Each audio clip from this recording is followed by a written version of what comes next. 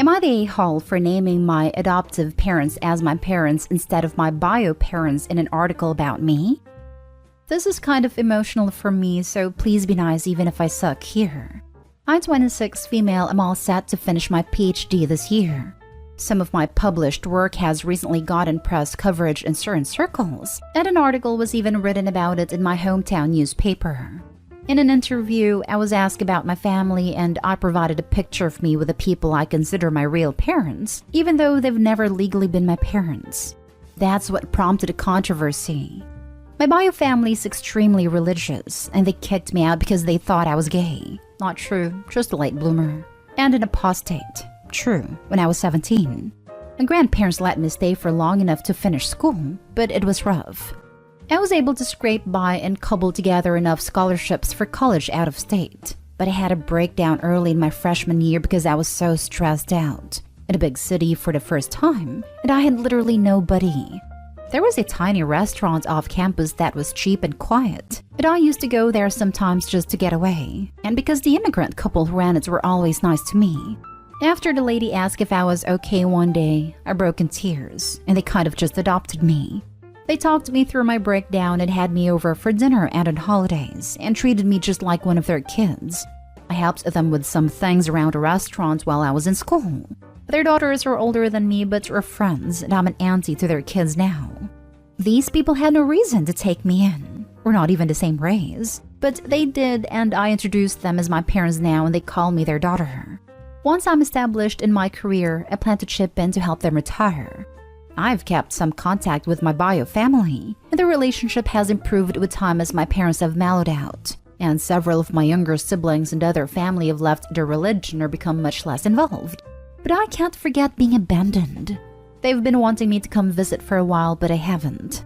And when they saw the picture of me with my adoptive parents in an article, they freaked out.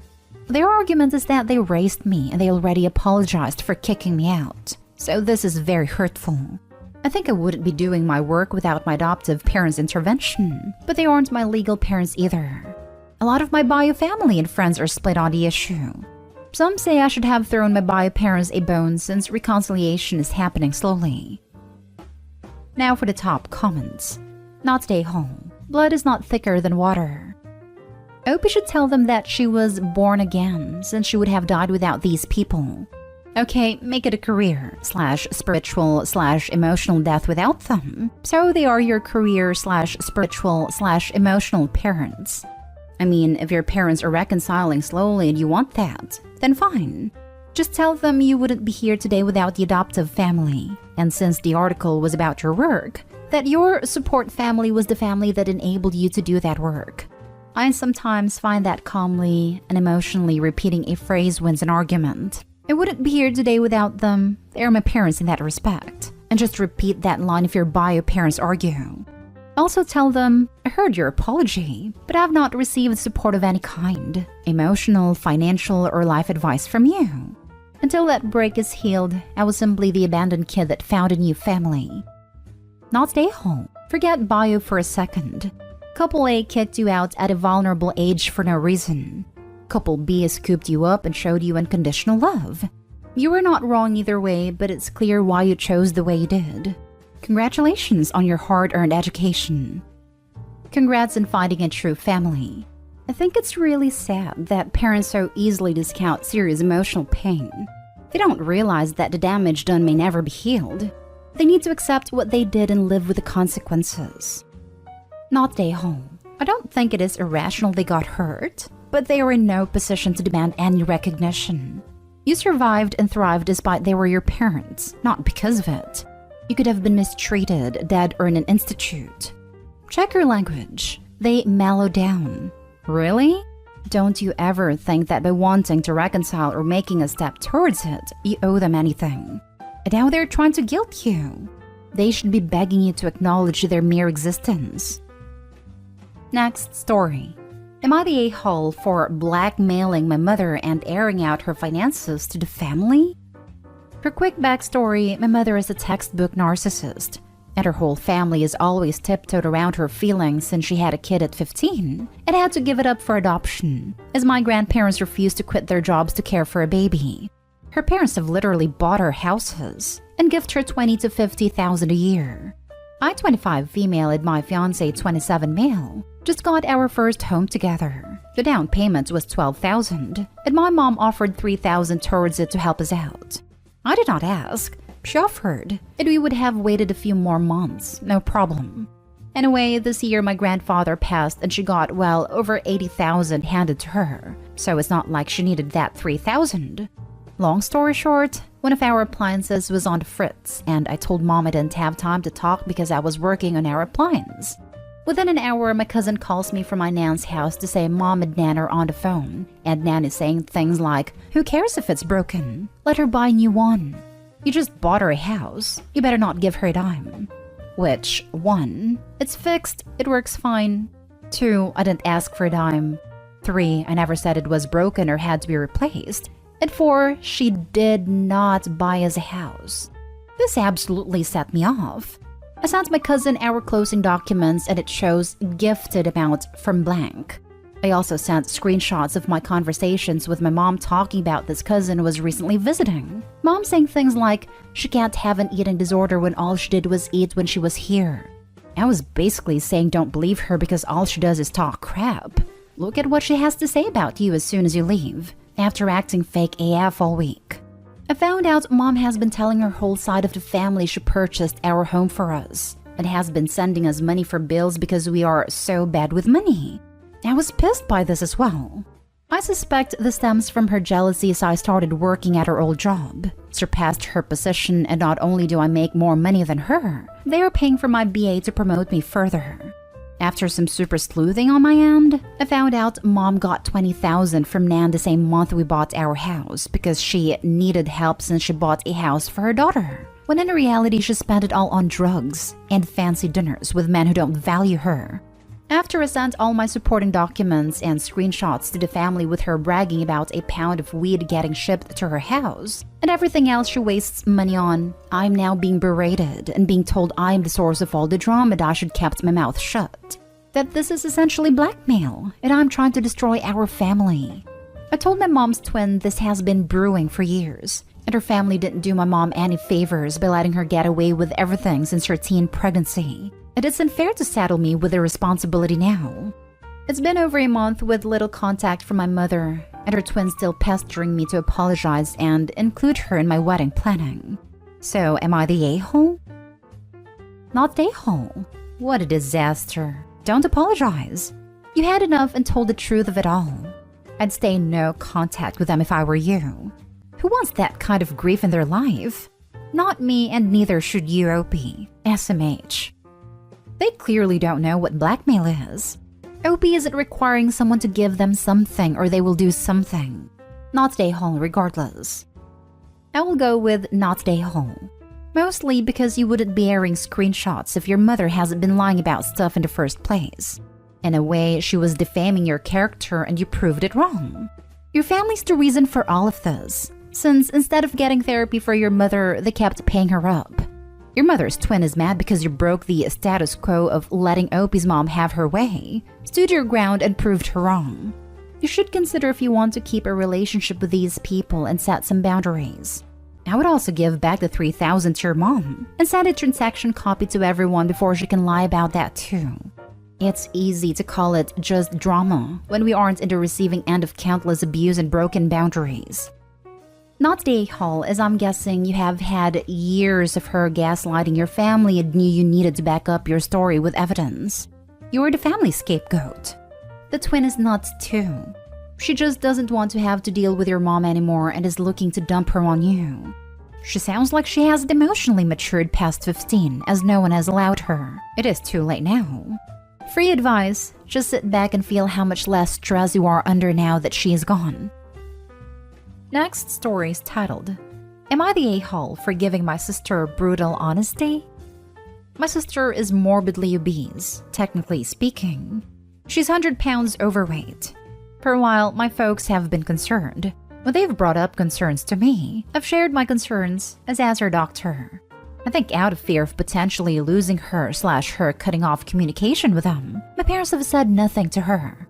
For the longest time, I said nothing. I figured it was a no-win situation for me, and just that my siblings' weight didn't seem to be something I needed to throw my hat in the ring on. Right now, she's unemployed, and my parents are footing the bill for her everything. Rent, food, entertainment, everything she does right now is paid for by them. Because they were redoing the floors and because of an asbestos problem that the apartment building management found, she just spent 10 days with me. I work from home, so we were around each other the full 10 days and I got to see how she lives. This girl casually ran up a $90 bill just in snacks alone. Her day's 3 meals, snacks, TV, and YouTube. On her last nights here, I decided to take her out to dinner. Problems arose when she literally tore the pants button off trying to get it to fasten. I don't know if she meant it rhetorically or what, but she asked, "Why is this happening?" I told her that it's because she has a poor diet and lives an unhealthy lifestyle. I warned her that if she kept it up, there were going to be many more clothes malfunctions down the road. I told her I was scared for her future. She believes I'm the a-hole for giving that answer and has labeled it as body shaming. I don't label it as such because I never mentioned her body and I never called her fat. I kept it about her lifestyle and her diet. Am I the a-hole? Now for the comments. Not the a-hole. Body shaming is totally different, and people need to stop using body positivity as an excuse to be unhealthy. I do agree so much here. I was even accused of body shaming by giving tips to get fit to someone who was posting about being overweight since the lockdown. I just don't get it. Did a person ask for tips? If they did, then absolutely. If the person was just complaining and you offered and asked for advice, then yeah, that's an a-hole move. Sometimes people just want to shout into the void about something and be heard. It may or may not be part of their process of coming to terms with the situation. They weren't asking for help. They're just processing their emotions out loud, so to speak. If they keep complaining and don't ever take action, well, sucks for them. They lose the right to complain. If they complain for a bit and then eventually take steps to fix the issue, then it's just their process of figuring things out. Not stay home. We have a major problem right now in figuring out the line between body shaming and your lifestyle is killing you.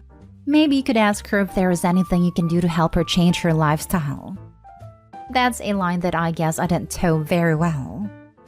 I ditto the suggestion of asking her if there are things you can do to help. I've been unhappy with my weight for a while, but only recently did I really get myself off my butt to do something about it. And it would be a lot easier with a buddy. Cooking healthy meals for one/by myself is boring. Same with going to the gym. If your sister is interested in changing something, whether it's food or exercise, offer to be on board with her. And I'm not suggesting a diet. I'm suggesting more a focus on healthier eating in general. Not stay home. Pants rip because they don't fit anymore. Only someone in denial will ask, why is this happening in this situation? She asked, you answered. I thought you answered quite kindly and in a manner that spoke of concern, not fat shaming. Hopefully she thinks about it. Exactly. The cold answer would have been, you got too big for those pants. Now for the last story. Am I the a-hole for leaving my husband passed out on our lawn? My female 30 and my husband male 32 have a toddler together.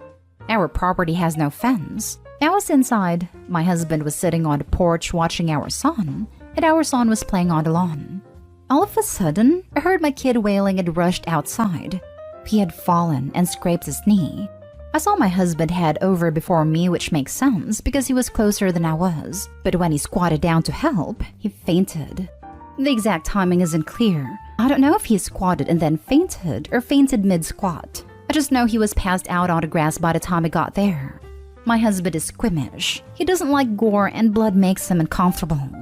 I knew this when we dated, and I knew it when we married. He's fainted before. We dated in college and he faints at vomit as well. It usually comes through shortly after. We've been together 10 years, and I've seen him faint maybe 3 times, including this instance. Anyway, he passed out on the grass and my son was still screaming, so I picked him up and carried him inside. When I was dressing his wound, my husband came in a couple minutes later angry that I left him unconscious and unattended in our lawn. We don't live in a dangerous neighborhood. We're friends with our neighbors. He was dressed for the weather because he was sitting on the porch outside anyway. And we live in an area where the climate doesn't fluctuate too much. So I didn't feel there was a risk of hypothermia/heat stroke. It was maybe 70 degrees and clear, which is why we let our son play outside. It only takes a couple minutes to dress my son's wound and kiss it better, so I would have checked on my husband shortly after. But my husband says I should never leave someone unconscious and unattended. I agree with this point generally, but if there is only 2 of us present and our son is hurt, I don't see what the big deal is. He thinks I should have left our son with him while I go inside to get the bandages and dress his wound on the lawn. Or take my son inside, get the bandages, and bring him back out to dress his wound on the lawn. I guess the last idea makes sense, but as a mom with a crying child, I didn't think about it that deeply. Am I the a-hole? You're the a-hole times 10. You never leave an unconscious person alone. I'm amazed by the number of Redditors who think fainting is no big deal, and who seriously suggest things like grab them a glass of water, get them some ice, make sure they're comfortable, then check on them in a couple minutes. I am kind of mixed on this. If my husband fainted at the sight of blood to the point a cut did him in, I would remove the kid first before trying to wake him up. Otherwise, he will just faint again, and I will still have a screaming toddler and a fainted husband. I really feel like Opie is in a no-win situation here. I'm surprised that so many of the comments seem to be glossing right over this. To me, it seems obvious that Opie's thought process was, remove bleeding child to avoid causing further issues, then check on husband. Do I think that she should have checked on him first? Yes. Do I think that she's an a-hole for it? No. I feel like this is a no a-hole here. I get why he's upset, but I get Opie's thought process. And I'm surprised there aren't more people at least somewhat addressing her mention that he has issues with gore. I'll probably get downvoted, but you're the a-hole. I don't think you should leave someone unconscious unattended even if it's just for a couple of minutes. That's long enough for the tongue to block their airways, and any more than 1 minute of being out is dangerous, and it could have been a heart attack or something more serious. You should have revived him first. A scraped knee isn't as risky a situation. You're the a-hole. Your triage skills suck. Unconscious human left unattended versus kid with skinned knee? And you prioritize the skinned knee? WTF? Plus, the whole post reads like the husband was outside with a baby. The child is 4, old enough to hang on a minute while you make sure daddy isn't dead.